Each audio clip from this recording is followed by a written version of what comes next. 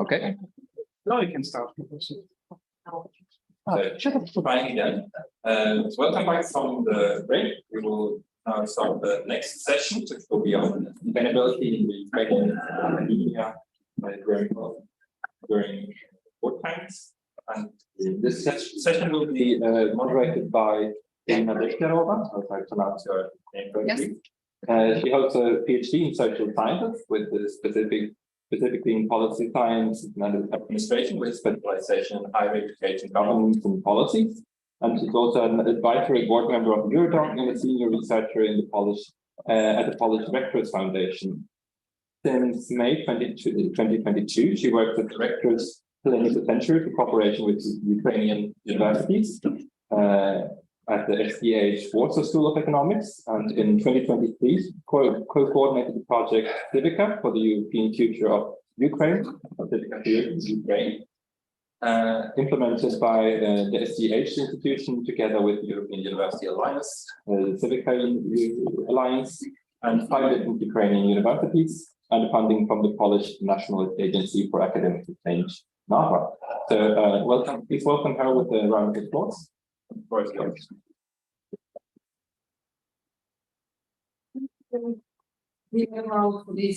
this kind of introduction of my person, as we are having the Eurodoc session on sustainability of Ukrainian academia in war and post-war time.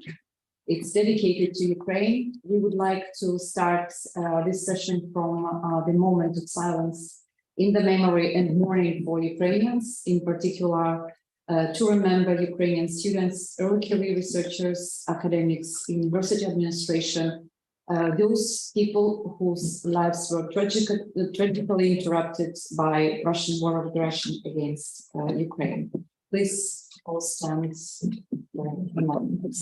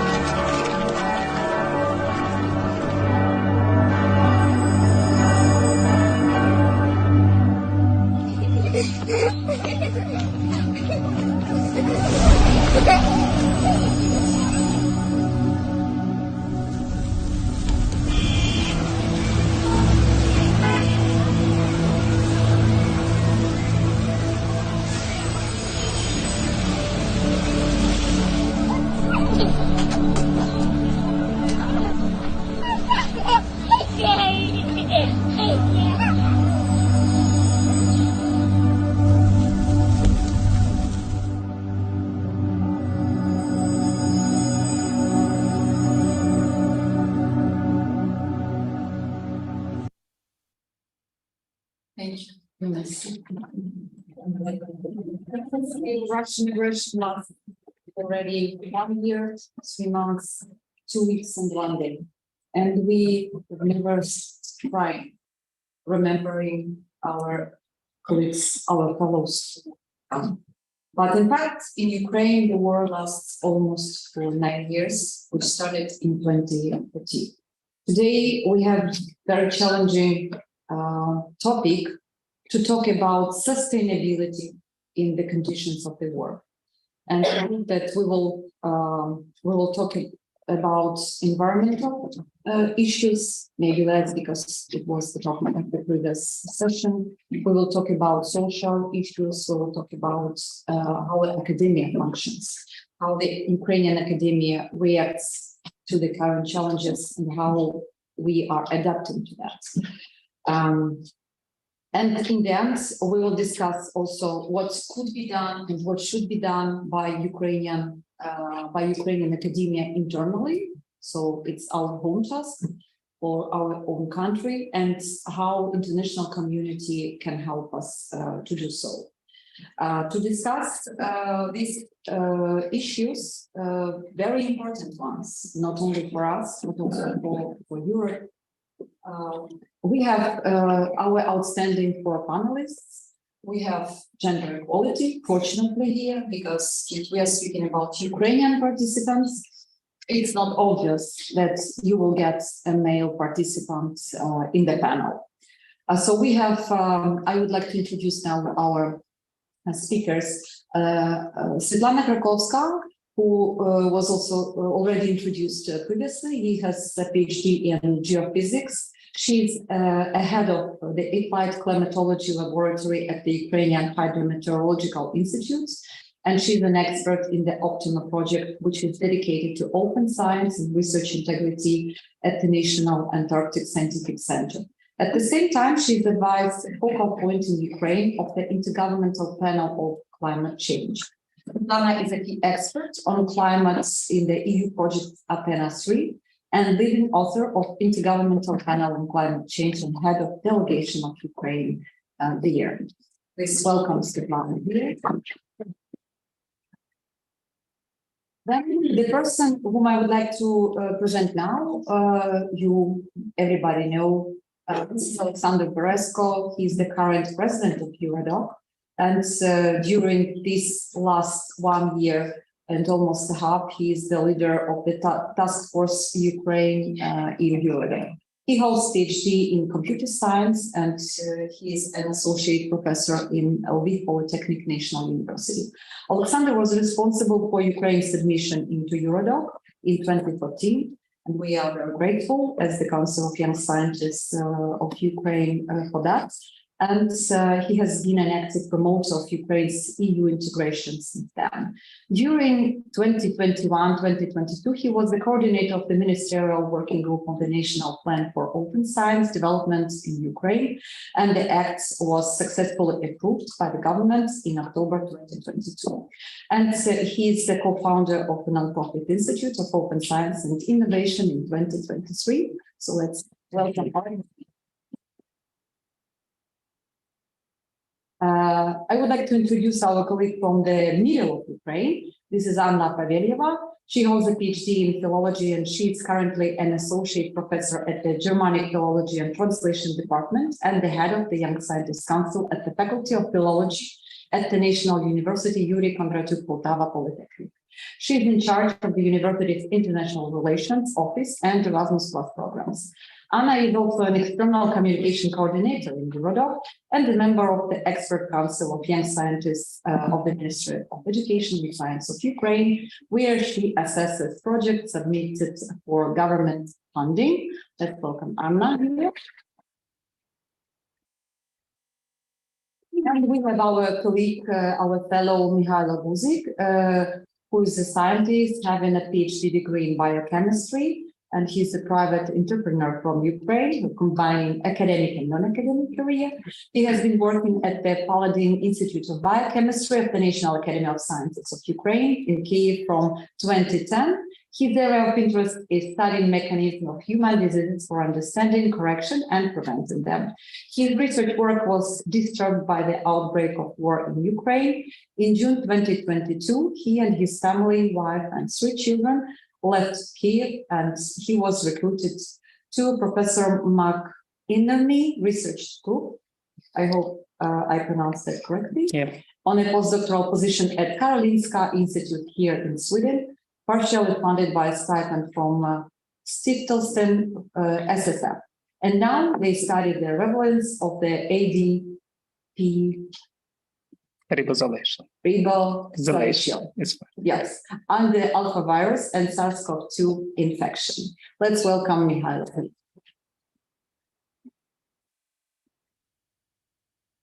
So as for the introduction, I would like to draw just for a couple of minutes a general picture and to show you a couple of statistics. First, like making a bridge from the previous session about sustainability, about the environment, this terrible technogenic ecological disaster which happened on Kakhovka hydroelectric power plant dam. I hope you heard about that. It's the biggest disease in Europe. it is very hard to assess what will be the actual impact on the environment, what will be the actual impact on Europe, on water supply, also on the food supply, on the agriculture. So it's very multidimensional problem caused by Russian aggression. For now, we know that around 80 settlements are flooded, hundreds of human and animal lives are in danger. More than 60 educational institutions are under threat, destroyed, or had to move out. We are researchers, and our mission is pursuing the truth. We should know about what is going on, and the truth is actually that the war is back to Europe. The war in Ukraine, and it is back to Europe. And this session is not only about Ukraine, it's also about Europe. And discussing sustainability of Ukrainian academia, we should also remember this broader context. We should remember academia is not functioning in isolation. It is functioning in the society, in the community, on the lands, in the regions where ecocide and genocide has been happening, where gross violation of all possible international and humanitarian laws is committed by Russian Federation. So as scientists, we should be more objective, of course, optimistic.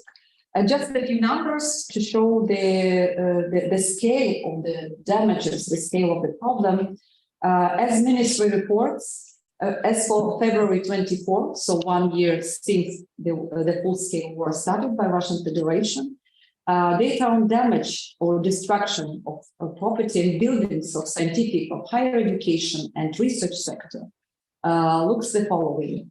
Not damaged remained 224 higher education institutions. Partially damaged 116, completely damaged 4. No information about 11 research institutions or higher education institutions which are located on the occupied territories. But if it comes to the secondary education, we as academia should remember that our future students are being educated somewhere on the lower levels of education. The situation with schools look less optimistic because for now 3,151 educational institutions were damaged. Since January, it's plus 100 schools. So that also shows the intentional politics of Russian occupiers on destroying civilian infrastructure, on destroying academic infrastructure and educational infrastructure. Universities today faces a lot of challenges. My colleagues will elaborate more on that, about infrastructural, human resources, financial challenges, but also personal. Just an example, people they are not able to sleep well because the bomb alarms, which they receive on their phones during the whole night, and they are not silenced. So people are functioning at this particular moment like zombies. And this is not good. This is called a terror. The terror, intentional terror, which is committed by Russian Federation. So for now, I would like to ask our participants, our panelists, to elaborate more on the main challenges, but at the same time about your perspective. How do you see that? What is your experience of surviving, not only surviving, but developing during this year? And what are the current opportunities which you can take from these challenges? As the first, I would like to invite to speak Svetlana Krakowska. Okay, thank you. And yeah, it's very actually personal question, I would say. And I partly already presented my experience because, well, these challenges well, they arose when I was head of delegation of Ukraine on the IPCC meeting approval session on 24th of February.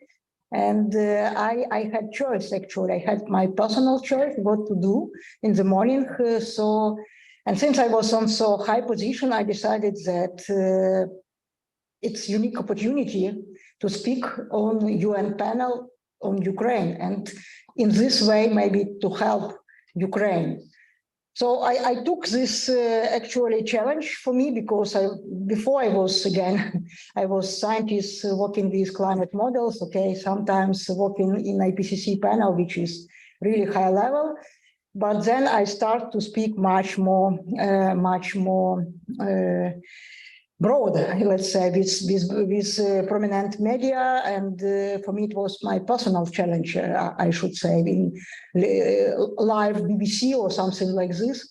But it had really, as I said, revenge for not for me, in fact, but for Ukraine as a country, because I was first from Ukraine in this top 10 in Nature, and it really had a lot of impact on scientific community as well, because people were thinking of this problem in different ways. So actually, we all in our bubbles, and we used to think about things in our way. And it's very good when we come together and share our views.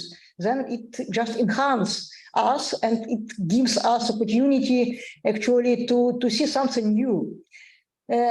In this case, just to speak from global perspective, let's say, so from my personal perspective, it was, as I said, it was difficult for me personally, and my family should help me, and we actually were as a team, because, well, I already said I have 4 children and my husband, so we all were as a team. They supported me in this mission. Because it took a lot of my energy. Sometimes I had 5 interviews per day, and I was completely exhausted. And it's really very, exhausting exercises it was for me. But I understood that this is a moment when I can do for my country a lot of work. At the same time, I've got a lot of support from international scientific communities. Many universities, many research institutions proposed me to go and continue my work there. But my decision was no, I will not go abroad, because from Ukraine, my messages will be much more powerful. And in this case, it was again my personal decision, and it's not only one reason why I stayed in Ukraine. There are some other my personal reasons, and for every person in Ukraine, it was his or her personal actually story. And when we were looking at this minute of silence with all these disappearing people, they are real story, and we all were following this story actually online, and we all now have this story inside us. And now it's, when I speak on their behalf. I feel like this. So I understand that as far as I'm alive, I need to continue all this work actually done by some young scientists or my colleague who were actually killed in this in the occupation or in some other places. With this support, actually, it was very essential for me to have this support from outside as well. People encouraged me to speak more, and I was doing like this.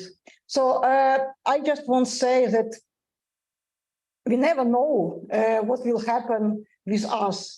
But if you will have some opportunity to make this world better, please use this opportunity. It's better, to be regret of doing something than not doing something. So I guess it's my perspective from, let's say, global view.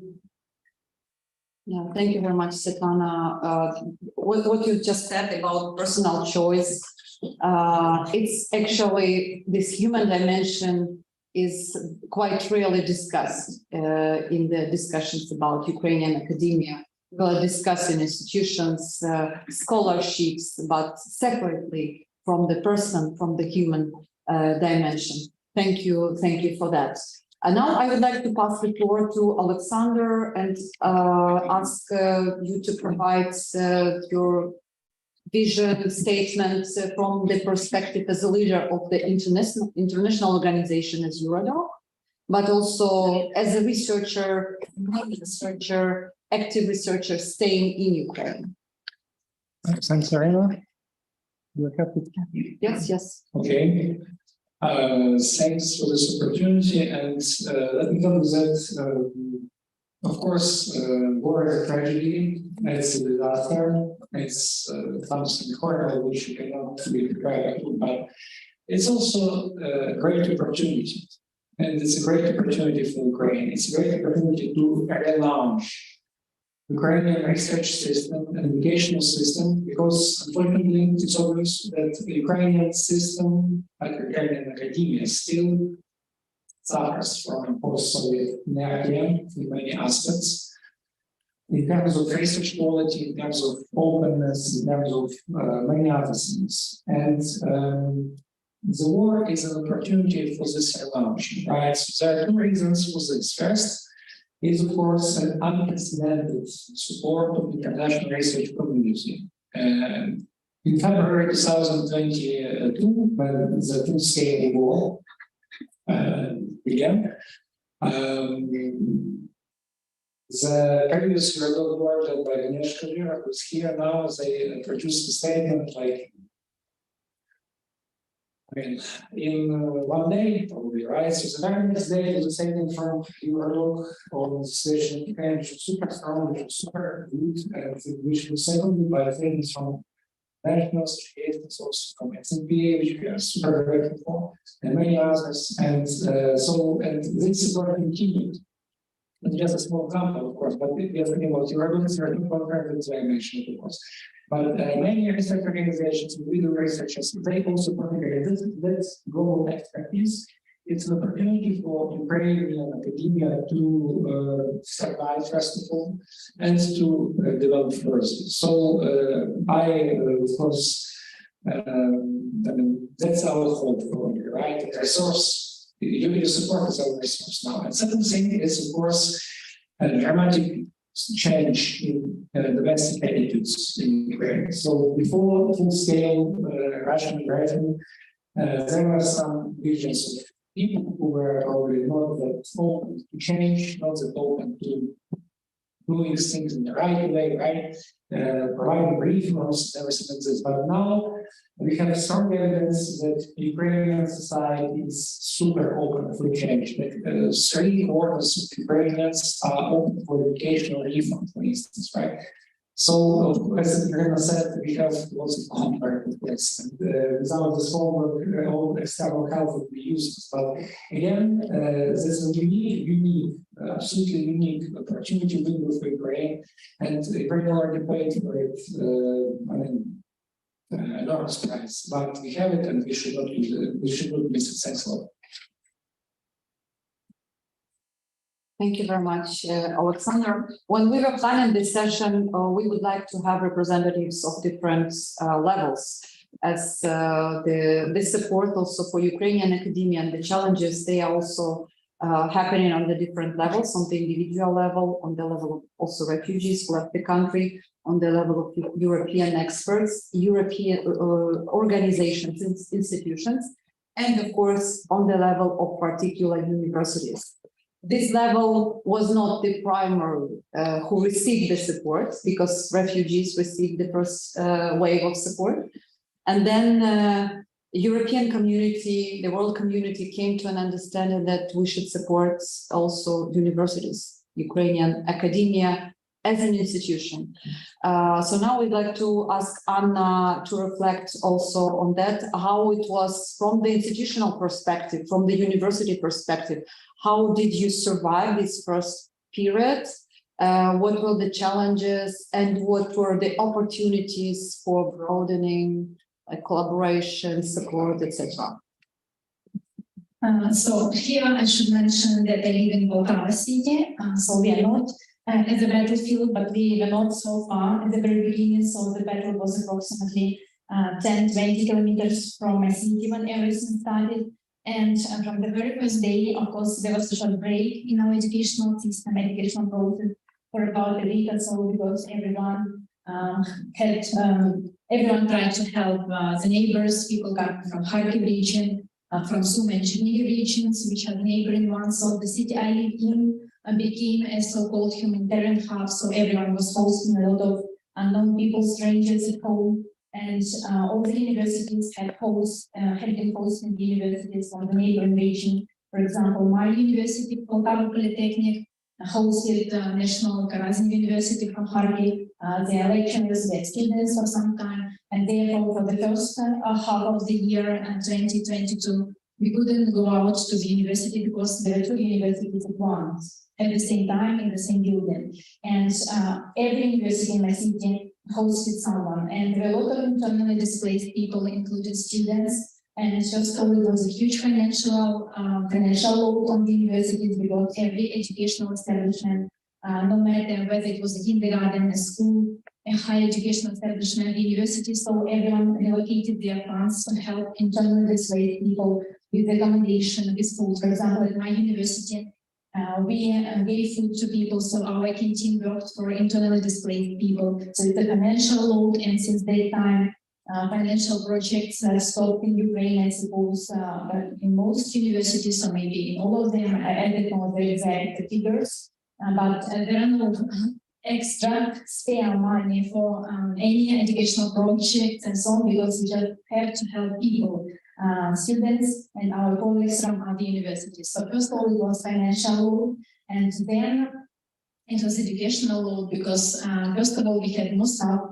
We had more new students. We had to combine different kinds of education. Thanks to the COVID situation, we were prepared a little bit in terms of different methodologies and techniques. So we had to combine at the same time offline studying, online, and asynchronous for the students who were on the occupied territories. Because we had the ones who came here from other regions who suffered a lot, and we had to treat them somehow. We had our own students who stayed here. And we had the ones who couldn't go out from Kharkiv region and Kherson region, very far away, and they didn't have the opportunity to study because the occupiers didn't allow them to use the Ukrainian internet, and they had to hide in different places with those textbooks, and they sent us their home assignment late at night, because on the late at night they could, for example, go out somewhere into the forest or outside the city to send us their home assignments. And we had to combine it all somehow and to make an assessment system for everyone, because every student had to be given some kind of education by the end of the year, and everyone should have been assessed, which was also a problem. Should we assess everyone equally? Should we use the same scale for the students who are here and who are studying offline, and for the ones who are abroad, and for the ones who are on the occupied territories and who cannot, for example, go out even in Zoom? And that was the problem. And of course, the psychological moment, because the colleagues and the students who suffered during the occupation, they were very different from the ones who stayed here and who didn't see all those terrors with their own eyes. And we had to learn how to deal with them. We had special psychological trainings. We have psychologists at the university, and it's the same thing everywhere, I suppose. And we had special trainings, how to speak to our colleagues and students, how to treat them, what topics we can raise, which is better not to do, where it's better not to do it, and so on. And we also had a lot of additional trainings, and we had acquired a lot of additional skills, like how to give the first aid, what to do with different kinds of explosions. Both we and our students had trainings from the emergency services, from the policemen, from the army, and they taught us what to do in different situations. And that was also a challenge, because it's not so easy to learn such things, but it's necessary, and we had to do it at this period of time.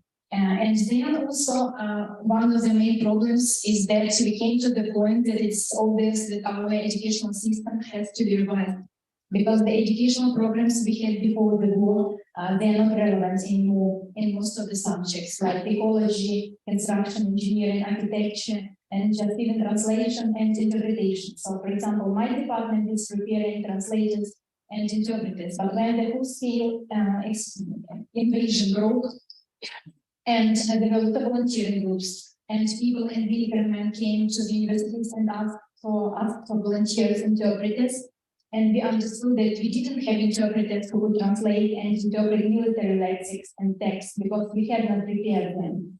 we had never thought of it.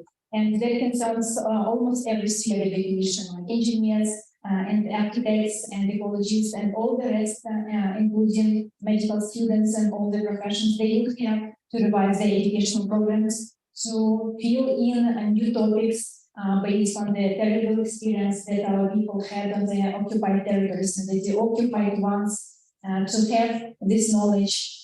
Because it's obvious right now that we do need such knowledge. And therefore, this process has been started by the Ministry of Education and Science of Ukraine, and it's developing quite fast, but there is still a lot to be done in the future. Thank you, Anna, very much. This experience is very valuable. Just for the information of our audience, in Ukraine, 43 higher education institutions were relocated. And they are in a very difficult situation, but those universities who hosted them, who embraced them in their walls, in their dormitories, in their educational buildings, that was also a very big task and a challenge for them. So the whole academic community became united to solve our common problems. So now we are moving to Mihailo, and more on the individual level.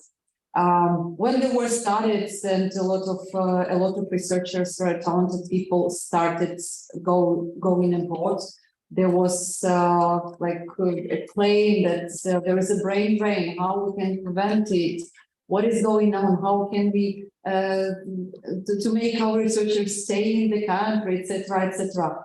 But at the same time, a lot of our researchers were hosted and found quite good positions, not just because of they are Ukrainians, but because of their strong profile and because of the window of opportunities just appeared. So, Mihailo, I would like to ask you, what is your experience? How do you see the main challenges from the individual perspective as a researcher, whose research was just interrupted and there was no possibility for that? And how this process of accommodating, integrating in a new place was going on, because it is not so easy.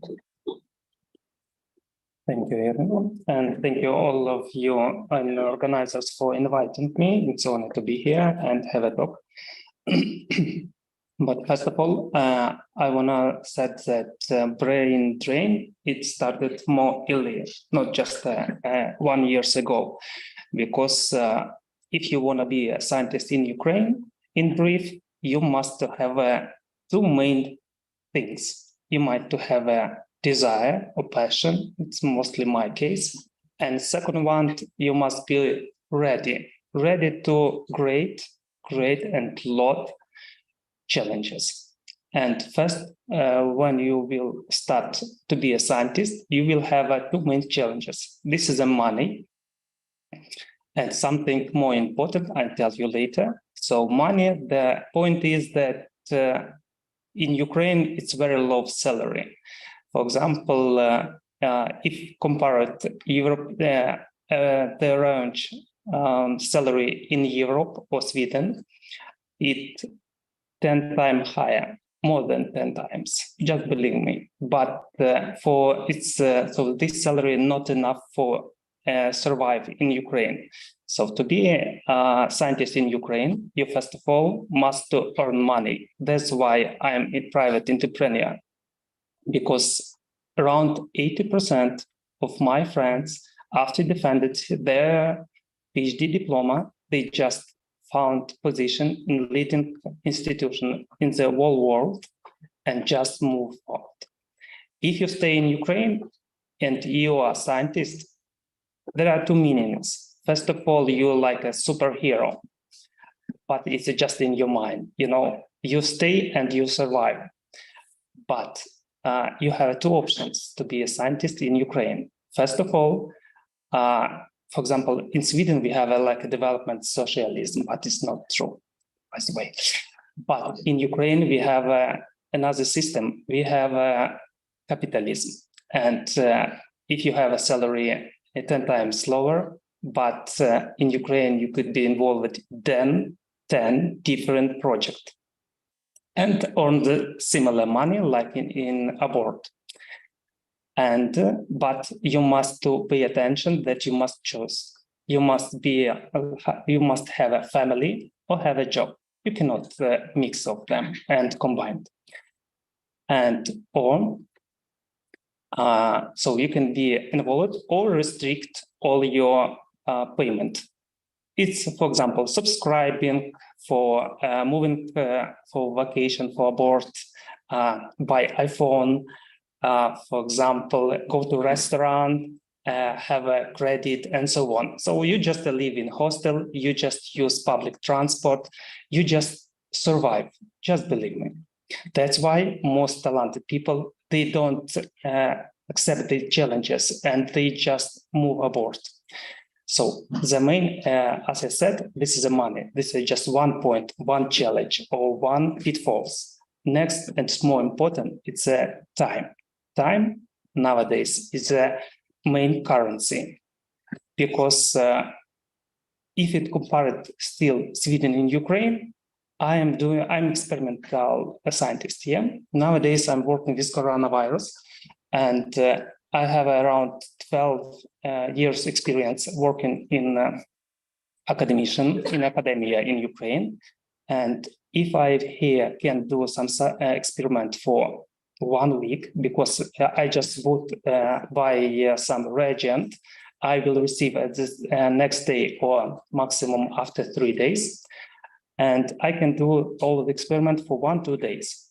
In Ukraine, you need to spend and waste your time around at least 2 months, 6 months. So it's too complicated, because in Ukraine, you first of all pay 2 taxes. You must, so if it costs around 100 euros here, in Ukraine, you pay double price. And there are bureaucracy. First of all, you need to apply for buying this reagent, wait in via some system like Prozoro.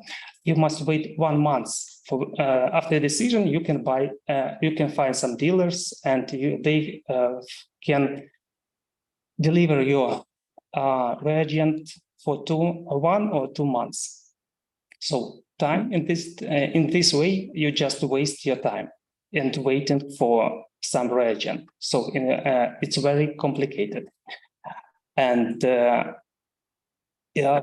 before war, I earn money, and when I have a free time, I do science, because science, as for me, is my passion.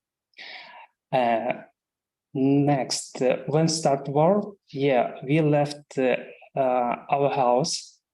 We just bought apartment in Kiev, but in February 24th at 5 a.m., we just put one bag and we left Kiev. Afterwards, we stay on the western of Ukraine. It's more safety for 1 week. And I decided that I cannot just stay and see what happens. We decided that my wife with children, they are go abroad in Poland. And I'm from Ternopil, and I graduated Ternopil Pedagogical University. And I have a lot of friends in Ternopil. I decided to do all my best to help our people, first of all, military, for this Russian terrorism. And, it's very, I have a warm support in Ternopil from Pedagogical University, from rector from Medical University. I organized the work group, and we create like a liquid band. So it's for case if you have a emergency, you just put on your body, and you have so it was a lot of benefits for this band, but it's another case. What is the point? Point is that I decided, I thought that if it immediately and it helps for military, first of all, it could be easy to provide, because I just invest my money, I invest my experience and my time for this project. It's not was commercial, it was volunteering, because a lot of people also work in this area like volunteers. So we just decided if we can create some product, we just put on for military, but not. we create this product. I have experience in preclinical studies of pharmaceutical drugs, and we had a lot of experience on animals for 2 months. So it's very quick, prompt response. But afterwards, we have another pitfalls, again, bureaucracy, because even in war conditions, you must to register this for all rules. And for this reason, you need to pay a lot of money, believe me, and time.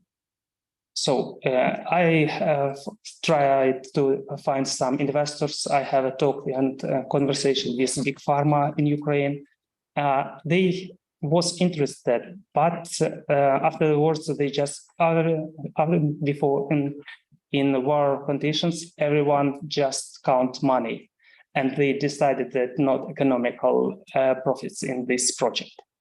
And afterwards, I just decided that I have no idea how can I help in this case, and I just thanks European colleagues for providing support. First of all, Ukrainian scientists get access to inviting list for from leading institutions of the world. Then some research group provide some position opportunity to get the job in these conditions. Yeah. And I have found Gerald McKinley, and we applied for project for Swedish program. It's SSF.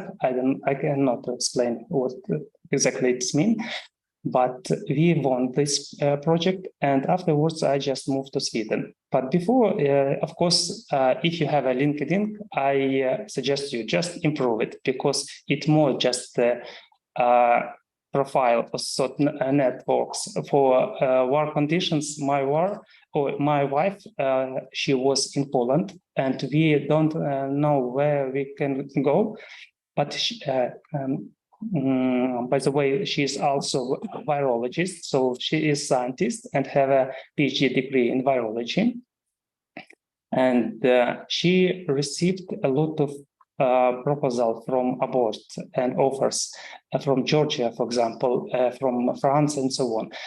But I said that we must go as far as possible from a neighbor like Russia. So Georgia, and it was not our case. And afterwards, she received the invitation from Sweden, and we decided just move to Sweden. And first of all, my wife with children moved here. Afterwards, I come in June 2022. What about science here? You know, I feel or I experience that all benefits and advantages doing science here in Sweden. But there is like advantages and disadvantages. Of course, I would like to share my experience with my colleagues in Ukraine and try collaborate and rebuild this or restart this system. It's really true that it's a mess academy in Ukraine. And for example, here it works principle different like in Ukraine, because in Ukraine you have a permanent contract and you can stay forever in your institutions. Here, it's like a Karolinska. It's super cool place for science, but this is the science hub. So it's mean you pay for everything. So you don't have a salary.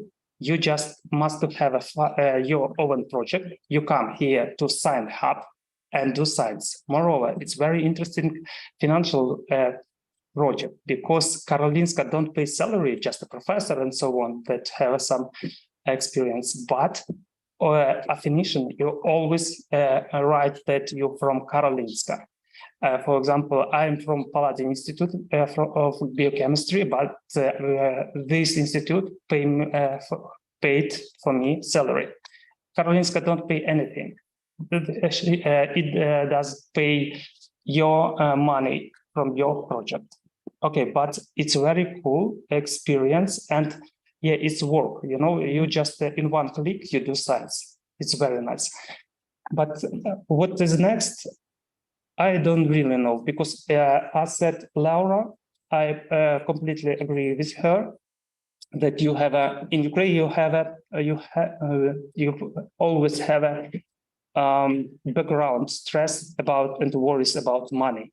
Here, similar, but first of all for permit and grants, because I have one more year. But nowadays I'm really worried what I will do afterwards, because it's not you're still stressed, but this stress not comparable with Ukrainian stress and nowadays. So what about the integration for society, or first of all for science environment? I'm really happy to be here. Unfortunately, in these conditions, but yeah, it's still experience for me. Nowadays, I have access to BCL3 lab in Ukraine. We really have a mess in this approach, because from 2013 they just closed this project for BCL3 lab. This is a strategy. I don't understand how it could be closed. And nowadays, I just wanted to collect all experience, and maybe someone I can apply this experience in Ukraine to rebuild new Ukraine or new Ukrainian science. Yeah, and about society, it's also very nice conditions. For people more how to say friendly here. And children, they are going to school and they are happy, because in Ukraine you must be faster, you must be stronger, you must be higher, and so on. So it's very tricky experience. So it's not easy to survive in Ukraine. For our kids, it's much easier study here, because in Ukraine you're like a soldier. You must have a lot of exercises. You have a lot of homeworks. You must. But in the end, I don't know what you receive. Okay, you receive red diploma. Who is happy for red diploma? No one, So it's really tricky experience. And we tried. Nowadays, I'm study Swedish for 4 months, and there are a lot of different programs. For example, I'm studying Swedish. First of all, it was. Nowadays it's a IBF, but before Folkuniversitet. So I just try to understand and learn language. I don't need Swedish, believe me, because in Karolinska is an international institute and community. But I think and I know that language is matter. For a long time, Ukrainian, we just was mind that language doesn't matter. That's why most of people spoke and nowadays speak Russian. No, guys, language, it is matter. That's why if you will come to Sweden, you must to it's very right politics in Sweden. When you come here, we don't speak Polish, we don't speak Ukrainian just at home. But if you want to stay here and go to the school, free school, you must earn languages. But people still come in Sweden and speak Russians. Come on. You must know it's a heart of nations. Language is this matter. Thanks. Thank you very much, Michał. It's very inspiring experience, very sincere. Thank you for your truth. And actually, we have just started answering the second round of questions, and you already expressed your ideas what should be done, because at the second question we would like to speak about what should be done in Ukraine, but by Ukrainians. And then in the third round, we'll come to how our partners, Europe, can help us. And it's obviously a lot to be done. Just some statistics from the Commission Analytical Report on Ukraine's alignment with the EU acquis from February 2023. Science and research got the mark 3 from 5, and it is not so bad, right? 3 from 5. It could be less, But education and culture got less, got 2 from 5. But if it comes to the, for example, intellectual property, it is only 1. So it is in the red zone. Then social policy and deployment, what Mihailo also mentioned a little bit, yeah, it's also the mark 1. So that means that we have a lot of things to be done in Ukraine and by Ukrainians, right? Because nobody from outside can help us.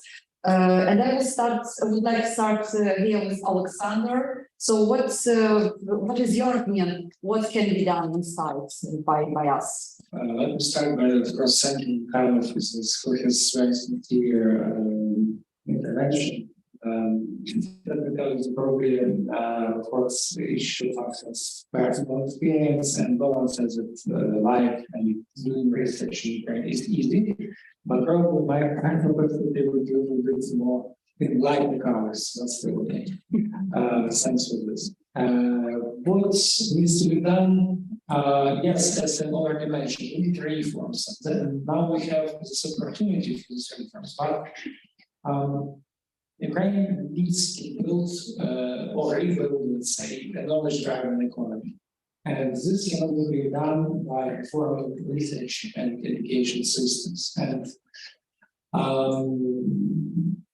luckily in Eurodoc, I had the opportunity to communicate, collaborate with different people to understand the latest developments in, let's say, European research policy, for instance. And hence, I do believe that open science can be, let's say, driver of such changes, because if we do everything in a proper way, in an open way, because open science is just a science done right in a proper way. So that's will be a source of rebuilding of Ukraine, and the reforms we are talking today, it should be based on this. Of course,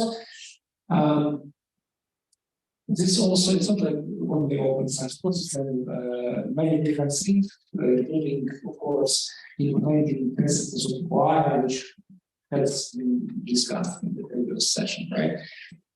So basically, Ukraine needs good rules, good legislation, good policy, which will implement, which will be based on values and will implement the current ideas, best practices, and let's say research results.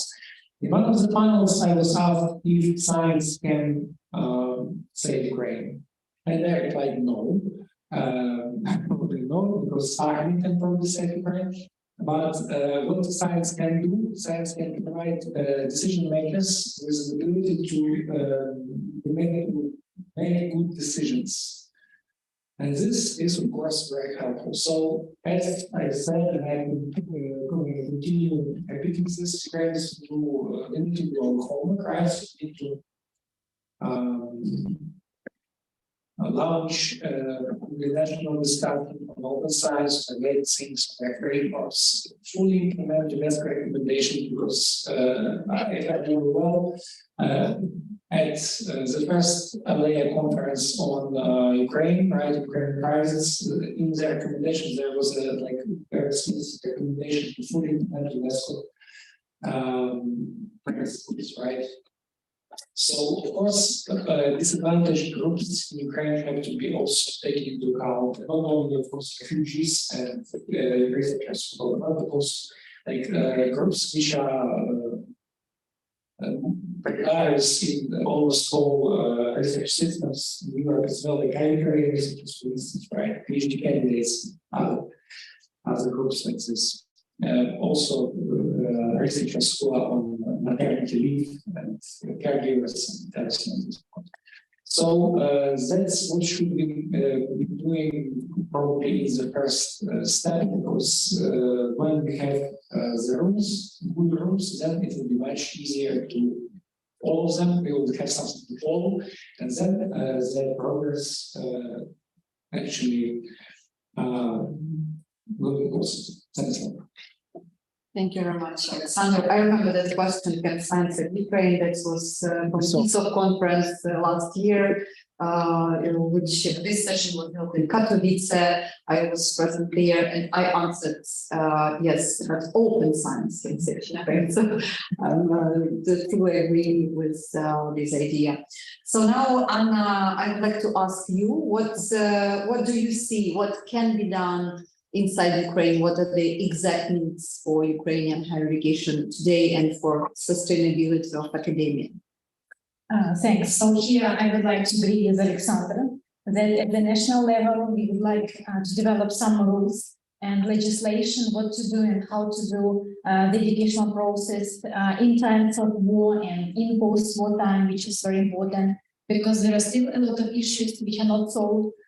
Though there are a lot of documents again approved by the minister and all the necessary governmental bodies, but they are not ideal, of course. And it seems sometimes that we know all the cases and what to do in any situation, but there is always something which happens, and then we don't know what to do and how. Like, for example, right now in Ukraine, we are having the session time, so our students are taking credit tests and exams, and we have special instructions what to do with the students who are here in Ukraine and with those who are abroad and have the documents that they are abroad right now, and what to do with the ones who are again in occupation. But we don't know what to do with the ones who are here in Ukraine. They are relatively safe. But for example, we have students who are afraid of leaving their flats and houses because due to the war they have mental problems. They're just afraid of going out in the streets and communicating with people face to face. And we don't know what to do with them because according to the documents, we can't give them credit tests and exams. Though they are here and they have all the same rights, but these are just the details which I suppose can be easily solved. And it's not such a big problem as it seems to me right now, because for this year a lot has been done for the educational system of Ukraine in terms of its development. Due to necessity, of course, it wasn't very much voluntarily, but we had to develop a lot. We and our students in the education system of Ukraine. So at all the levels, we have done a lot and different programs, different training courses, new subjects, subjects with additional topics. It was a lot of work for everyone, for the administration of universities, for teachers, for students who also didn't like all their new things in their programs at first, but they had to deal with them. And so their changes have already begun, and that's good. And it seems to me that they are going to be continued, which is great. And here I would like to slowly come to the third question. So to my mind, what we need right now is to broaden and extend our international collaboration at the universities level and at the institutional level, because we have started this process of changes inside the country. Maybe it may seem a little bit slow for now, but it's going on quite successfully and for me. So now we should broaden our horizons and our collaboration and extend it to the European level and with all the other countries. Thanks. Thank you, Anna. This is really very important. Now I would like to ask Svetlana Krakowska, from your perspective as an international expert, what are the needs of Ukrainian academia? What can be done? Well, thank you. Actually, yeah, from international perspective, I could. Well, I will be biased because actually I'm inside the academy. It's a different actually society because I'm not in. I'm in the research institute, so it's in Academy of Science. So it's mostly like Mikhailo actually. So with so difficult situation to do science inside. And it's indeed sometimes it's more like surviving in science. And I was just lucky to survive just because of international actually scholarship in my early science career years, if be honest, because my friends abroad as well. So inside Ukraine, we need to do a lot. And actually before this full-scale war, we had a very good initiative about this National Fund of Fundamental Research, which started to build trust in the scientific community, to make these prominent scientists, they applied to funds with their project, and they were funded, in fact. And was really good that we had this very good reviewing process. This again to actually to involve reviewers from abroad to make them more independent, because inside country it's sometimes again biased. So it was very good initiative in Ukraine, and we really want to continue this on this open science and open review processes.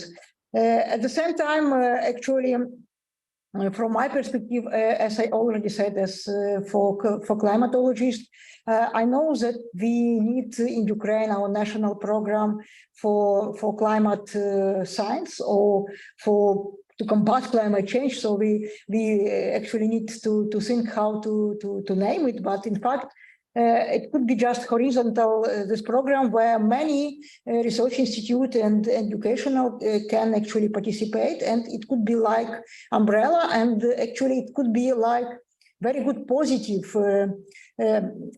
because now we united against the enemy. In this case, we will be united against the enemy as well, but this enemy not so personalized, I would say. So it's unite for better, something so and around this problem in Ukraine as well. So maybe to put it on the perspective of what we do inside and outside. So as I said, I've got this invitation, and as actually Mikhailo said, he found this opportunity to go and to find this fund. So there are some other platforms in Ukraine. So it's like science at risk, scientists at risk, actually. So this is a platform which provide information about scientists who are still in Ukraine and they are still need help, and they just provide their sometimes personal, sometimes institutional needs, because some institutions destroyed actually, and they really need just funds. Some need some help from abroad with some instruments as well. So there are many different ways, and on this platform they provide it, and it's indeed very good opportunity to do it. And maybe I'm just will be combine to the next, if it's okay, Ms. Moderator. Yes, if you want. Yeah, I mean, we already, I guess it will be much more helpful even for us in Ukraine to speak about our needs from abroad, because I was asked many times, and it's not only about scholarship and some other programs, which is more on individual level, but we need to speak and to think actually in different perspectives. So about this brain drain, it's a common problem in not only in Ukraine. I know that in Europe as well. So all brains goes west. It's something like this. Well, but at the same time, so we want our people come back. So I'm not sure about Mikhailo, but I know some others who really, they were not so integrated in abroad in scientific community, and they would like to come for different reasons. Again, sometimes it's personal, but we need to provide them opportunity to continue their work, not in this stressful situation. And for this, these joint programs could work as well. And I know that Europe provide a lot of opportunities with this Horizon program now. But our scientists inside country, we need collaborators outside. So sometimes it will be very good to have initiative from abroad, because it's not easy from inside country to find in different ways and in different actually reasons. Well, I don't know. I'm sorry. Maybe I'm a bit skipped to another. Yeah, that's good. Yeah, good. but We will come to this third round. I hope you don't mind. Mikhailo, just I will ask you for a very short answer because you spoke a lot during the first round. What's to your mind? What should be done? One thing, one like big change. What must be done in Ukraine, but in Ukrainian Academy of Science? Yeah, I know. Because you belong there. Yeah, I know. This is a reformation and one thing's time. Microphone. Mike, sorry. It's just one thing. This is a time. We need to reduce as more as possible time for doing science. So as for me, it's like create green corridors hall for buying equipment and reagent for medical and science use. Yeah, thanks. Yeah, that's interesting. Time, I remember last year, the conference of EUACDE, we will see Alexander Haskell tomorrow, was dedicated about to time and timing of our education. So time is a very tangible and important point. So as we see, these needs and challenges, they can be urgent ones, like immediate, which requires immediate reaction. They also can be temporary, just for some certain period of time. But today we are also discussing sustainability during the post-war, which is about the long-term perspective. So now our final round of questions and answers will be about what can be done outside, how European partners can help Ukrainian academia to become more sustainable now, and also during the recovery process. I'm not using the word post-war because the recovery should start right now. And as the first, I would like to invite Svetlana. Well, thank you. Actually, yeah, I already started to answer this question. In fact, well, in terms of sustainability, of course, yeah. Today, I hope I presented the way how we want to recover. We want to recover in this climate resilient way. We want, of course, we all want development, but in this case, sometimes it's even not possible. So we live in emergency time. In fact, and this time is indeed crucial. So, and we need to prioritize. And I understand that for many of you, in fact, you plan your life. And sometimes people in Europe can plan your life for, not only years, but well, far more. So it's decades, let's say. For us in Ukraine, it's memento mori is more relevant now. So we try to do everything what we can do right now, and we can provide this example for our international community that sometimes it's not good to wait to do what you want to do. So I mean, if you want to help Ukraine, if you plan to help, it's better do it now with those resources you have now. Well, I just maybe. To speak about more practical things, I already said about this Horizon project. So I know that it takes a lot of time again. So just to prepare this, because I was involved in few, and some, actually one was successful out of, I guess, 5 I was involved. And I know that it's pretty good, relation of applied project and when you win, but I guess most Ukrainians not used to this, so it's very difficult process. So please help with this. We now again applied. I know my institute actually we applied for at least 2, and I don't know how many will win again. So for our young scientists, but I guess we need to keep it. Trying, because it's one of mechanism Europe provide for us in Ukraine. So it's scientific community, let's say, this Horizon Europe. and the live programs or some other program for Ukrainian. Well, and I don't know, will I have more time for or not? I'm not sure. Okay, so is it my last? That, Yeah. Okay, so I'm just, well, I'm physicist because, well, so I just should say that we cannot change this physical laws we live in this world. What we can change laws, how we live as humans. So we can change our life. In fact, it's in our hands.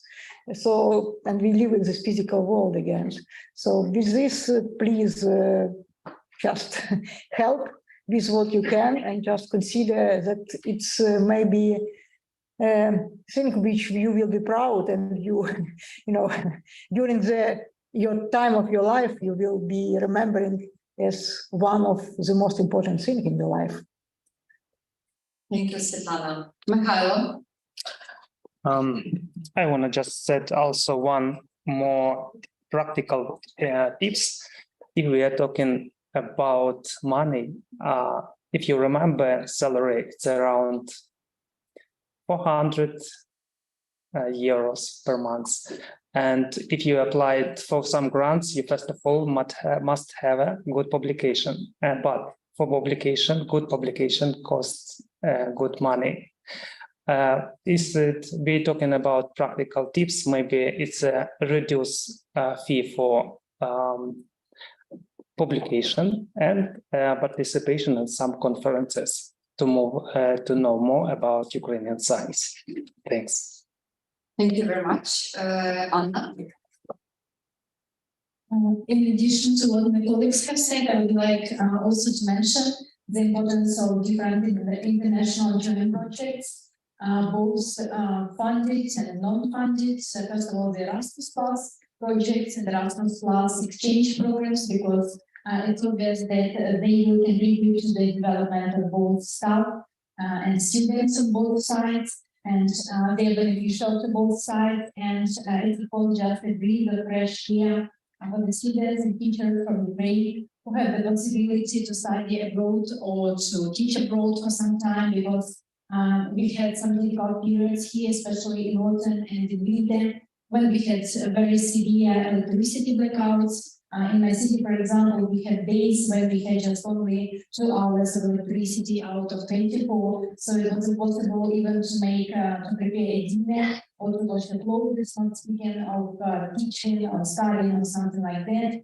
And Erasmus Plus programs are a great opportunity for people to continue their activities in a safe place and to bring something good then to Ukraine, something knowledgeable.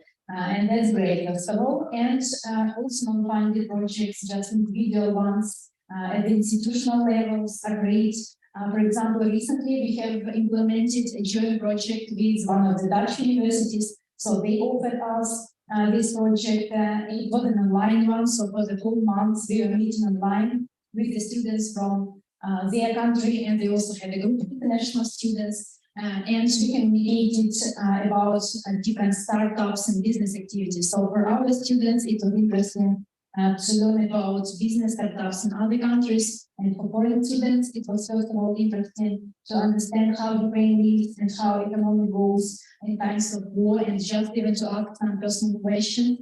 And their teachers told us that in such a way, they will also learn some tolerance. And they will learn somehow how it looks like to live in times of war. So those students who have implemented those that project with us, they will be a little bit more aware of war, and maybe in future it will also contribute to their development and to others. Thanks. Thank you very much. And Alexander, what international partners can do to support Ukraine? Thanks, Elena. Actually,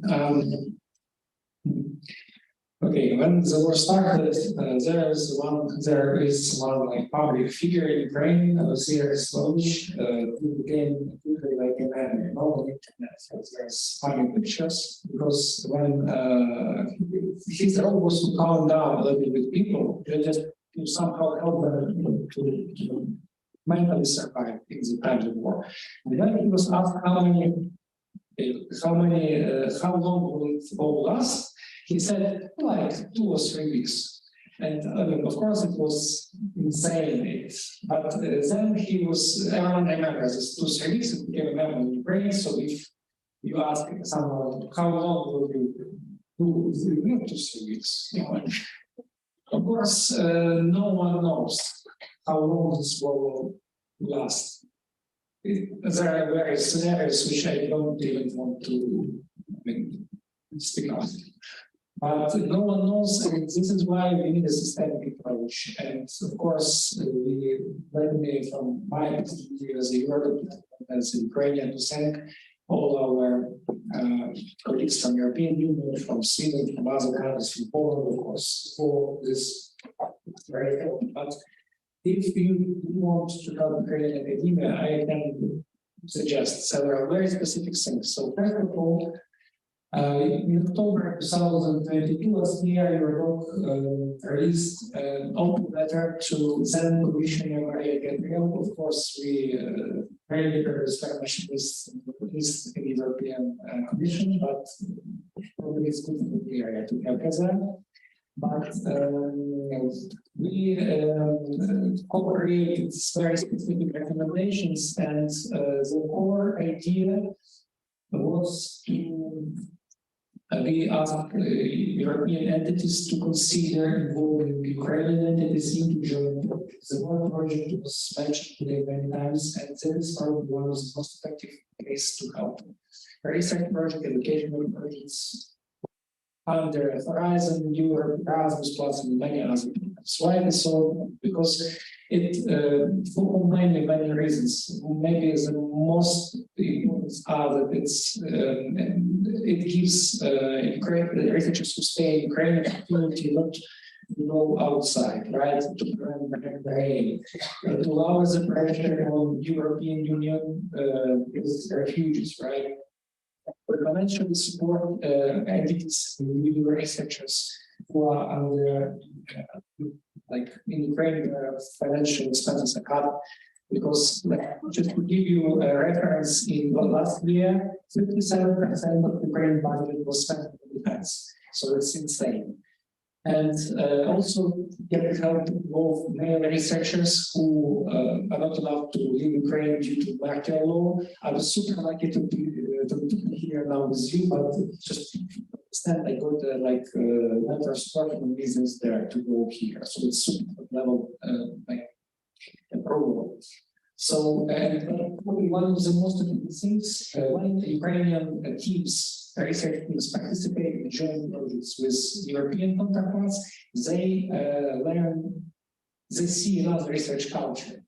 And that is probably a prerequisite for Ukraine. So they just see how it is done in European Union. They work with teams which work based on European values, European principles, effective practices. And that's probably, so learning by doing is probably one of the most effective ways of learning, right? So that's the first thing. Second thing is that Ukraine will probably need more experts in sustainability because Ukraine suffers largely from post-war, but when hopefully the war will end and we will have to rebuild Ukraine, it will also make huge pressure on ecology and environment because rebuilding is only logical. So we will need people who will do it as smart and in sustainable way. And last but not least, very important thing. So today I asked the question to the Colaris, still believe that like peer review is a key practice, which needs to be done in the proper way. And of course, I like Open Secure and F1000 with Kelly is here now with us, who is in charge of the project where peer review is done in a very transparent way. And today, with my colleagues, Slana as well, we are involved in project which is aimed at developing peer review to Ukraine, and we are developing this technology platform. And of course, for this platform, we need peer review. So once the platform is, it will be an international platform. So once it is launched, I encourage all of you who are there to join this platform, and peer review works by Ukrainian colleagues and also will be using it. So that's probably the second thing. So in a nutshell, if you have an opportunity to involve Ukrainian entity in your research, in your projects, in your work, is the problems that's investigated before? Many thanks. Thank you very much, Alexander. I just can prove that from my own perspective, as the person belonging to the foreign university, I mean to the Polish University, SGH, Warsaw School of Economics, where we are providing support to the Ukrainian academic community through all our missions. I mean, through the educational mission, together with the Ukrainian partners, also from the research perspective, but from this expert perspective, which Alexander mentioned, this is very important point. And for sure, your universities, European universities, have these experts also on the European Union legal issues related to the enlargement process, but also to the green recovery, environmental and climate change, etc.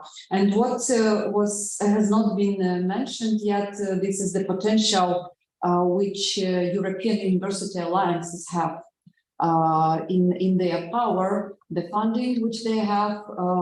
Ukraine cannot be the part of the alliances, but they can be associated partners, or they can be supported in the other ways. All the International Agency for Academic Development initiated such kind of programs, so they supported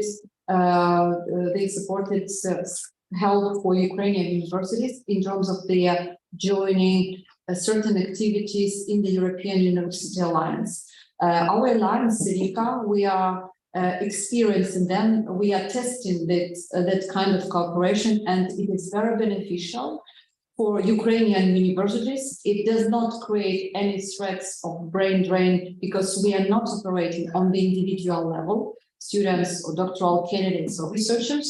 So the whole university has their benefits, but it is also beneficial for the European community, because through the Ukrainian academia, while communicating with the colleagues, we see that Ukrainians can be, must be, and they are already the part of the European family, academic family, and what we all hope for will happen during the next couple of years.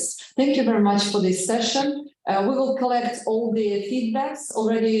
Sorry, we didn't have time for questions and answers, but our Ukrainian Eurodoc task force on Ukraine is an ongoing endeavor. So if you want to join us, or you have any kind of suggestions, please contact us. Alexander, who is the leader of the task force, Eurodoc website. You can visit it for the contacts, and support Ukraine, support Ukrainian academia, support Ukrainian refugees on all levels, and in all amounts of time, efforts which you can afford. All kinds of support are very meaningful and important. And thank you very much for that. Thank you.